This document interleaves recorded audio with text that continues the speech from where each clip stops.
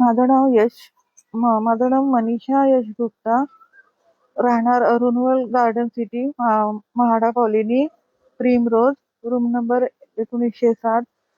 यश गुप्ता बरोबर माझं म्हणजे ह्या 28 तारखेला आमच्या लग्नाला 2 वर्ष पूर्ण झालेत.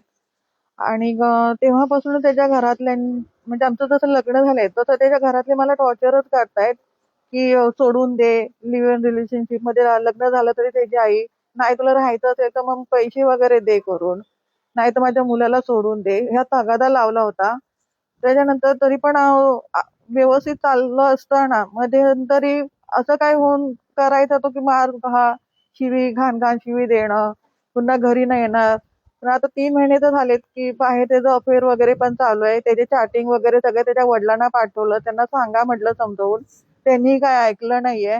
आणि नंतर अचानक म्हणायला आला की मला सोडून दे, मला चिठ्ठीच हवी आहे, मला तू पसंत नाहीये. माझ्या आईचे पण काही त्यांनी पैसे घेतलेले आहेत आणि दागिने घेतलेत, घरातला बाटला पण घेऊन गेलेला आहे. आज 3 महिने झाले तो आलेला नाहीये आणि घरात राशन वगैरे पण भरलेलं नाही. त्या दिवशी 27 तारखेला तो पहाटे म्हणजे 2:15च्या दरम्यान त्याच्या मित्राला घेऊन पूर्ण दारू पिऊन आला आणि यायच्या अगोदर मला 2-3दा कॉल पण केला, तू खाली ये आणि मी बिल्डिंगच्या आतमध्ये नाही येणार, तुला रस्त्यावरती यावं लागेल आणि मग त्याच्यात तिथेच बोलणं होईल. तर म्हटलं मी काय खाली वगैरे येणार नाहीये आणि तुला काय बोलायचं असेल तू सकाळी येऊन माझ्याशी बोल. पण तरी पण तो ऐकला नाही. त्या मित्राला घरी घेऊन आला. मी दरवाजा खोलत नव्हते. त्याचा मित्र बोलला, ताई मला तुझ्याशी बोलायचं आहे वगैरे.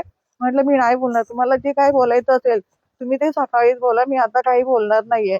नाही थोड्या वेळासाठी दरवाजा खोल असं म्हणून तो घरात आला आणि म्हणायला लागला की आता काय करणार बोल करून. आणि जे दोघांनी मला मारायला सुरुवात केली, त्यांनी रॉड इथे माझ्या डोक्यामध्ये घातला आणि पायटी आणि छातीवरती मुक्या वगैरे पण घातल्या त्यांनी.